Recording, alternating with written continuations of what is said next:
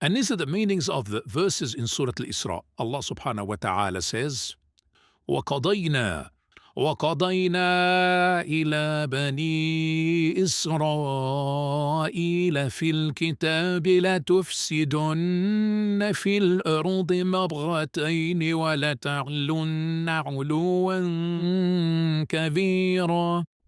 Allah said, and we decreed in the preserved tablet, in the book before Allah created this world, that you, O children of Israel, the children of Israel will corrupt twice on earth, and they will rise high, but they will rise high with oppression and injustice after God gave them power. Then they will corrupt twice on earth. Then Allah says, فَإِذَا جَاءَ وَعْدُ أُولَاهُمَا بَعَثْنَا عَلَيْكُمْ عِبَادًا لَنَا أُولِي بَأْسٍ شَدِيدٍ فَجَاسُوا خِلَالَ الدِّيَارِ وَكَانَ وَعْدًا مَفْعُولًا. Allah says, then when the first promise has come. What is the first promise? The first promise on when you will be given power and you will corrupt. We sent upon you servants of ours. What does it mean, servants of ours? It doesn't mean religious or righteous people necessarily. It means servants of ours. Allah subhanahu wa ta'ala uses servants in two ways in the Quran. When He says, ibadana, our servants, or ibadi, means the ones that are righteous and believing in Allah, whom He loves. And when He say ibadallana, or ibadalli, servants of mine, servant or slaves or servants of mine, it means any like that. It could be Muslim, it could be Christian, it could be Jews, it could be Rams, it could be Hindus, it could be Buddhists, it could be anybody. Because we are all servants of Allah subhanahu wa ta'ala. Allah says, and we sent upon you servants of ours who entered the land and walked everywhere, into your homes, into your shops, into your kingdoms.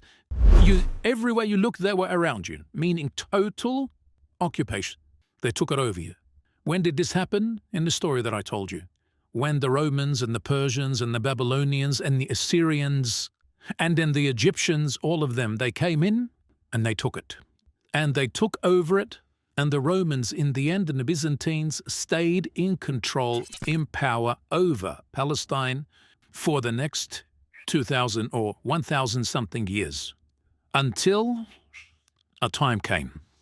Allah says in the Quran, ثُمَّ رَدَدْنَا لَكُمُ الْكَرَّةَ عَلَيْهِمْ وَأَمْدَدْنَاكُمْ بِأَمْوَالٍ وَبَنِينَ وَجَعَلْنَاكُمْ أَكْثَرَ نَفِيرًا.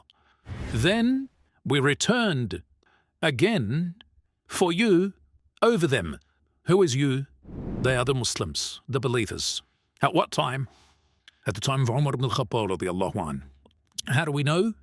Because Allah, when He says, we returned your victory over them a second time, and we made you the larger group and the more powerful one, the Jews and the Israelites did not exist in Palestine. It was the Romans.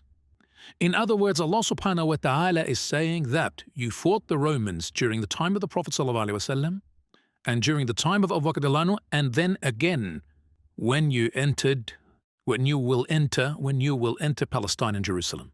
This is one tafsir of the interpretations of the scholars. Another tafsir is that the children of Israel, they failed or they corrupted twice before. When the Romans entered, they exiled them, and then they returned, took it over, and then they were exiled again. That's another tafsir. And yet another tafsir of this ayah is that the future is still awaiting, that the believers will take it over in the future. But then Allah says in the Quran, إِنْ أَحْسَنْتُمْ أَحْسَنْتُمْ لِأَنفُسِكُمْ وَإِنْ أَسَأْتُمْ فَلَهَا. If you do good, then you are doing good for yourselves. And if you do bad, then you are doing evil against yourselves. The Mufassirun said this is either talking about the believers when they enter Palestine at the time of Umar radiallahu anhu, or it is talking about the Israelites again, that if you corrupt again, we will cause you suffering again. Either way, brothers and sisters, it's all about corruption and injustice.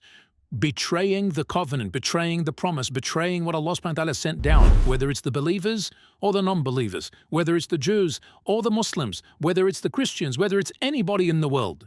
Allah's land, Allah subhanahu wa ta'ala wants that justice and iman and the law of Allah subhanahu wa ta'ala to be in it. Then Allah says, فَإِذَا جَاءَ وَعْدُ الْآخِرَةِ لِيَسُوءُوا وُجُوهَكُمْ وَلِيَدْخُلُوا الْمَسْجِدَ كَمَا دَخَلُوهُ أَوَّلَ مَرَّةٍ وَلِيُتَبِّرُوا مَا عَلَوْا تَتْبِيرًا. Allah says, and then when the final and second promise comes to pass. Remember in the beginning of the verse, Allah says, we decreed that you will corrupt twice on earth. So the more appropriate tafsir, and Allah subhanahu wa ta'ala knows best, when Allah says, and when the second and final time comes to pass, you will enter the Holy Land and cause, Allah says, they will enter and they will cause humiliation to your faces. Whose faces? Some of the Mufassirun said the faces of the believers, the people that are in there. وَلِيُتَبِّرُوا مَا عَلَوْا تَتْبِيرًا.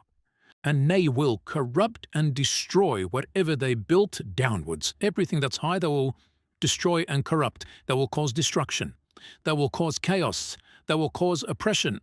And the scholars who interpreted this way took history and the current situation, which fits better with the meanings of these verses.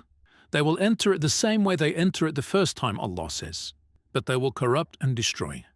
Then Allah says, عَسَى رَبُّكُمْ أَن يَرْحَمَكُمْ.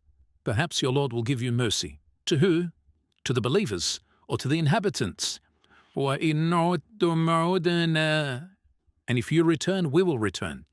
Some scholars said, if you return, we will return means if the Israelites return to corruption, we will return to this, to punishing them. But the more appropriate tafsir, and Allah subhanahu wa ta'ala knows best, He's saying, O you believers, if you return back to jihad, we will return back to giving you victory. What is jihad? To strive and struggle for the right cause against the evil.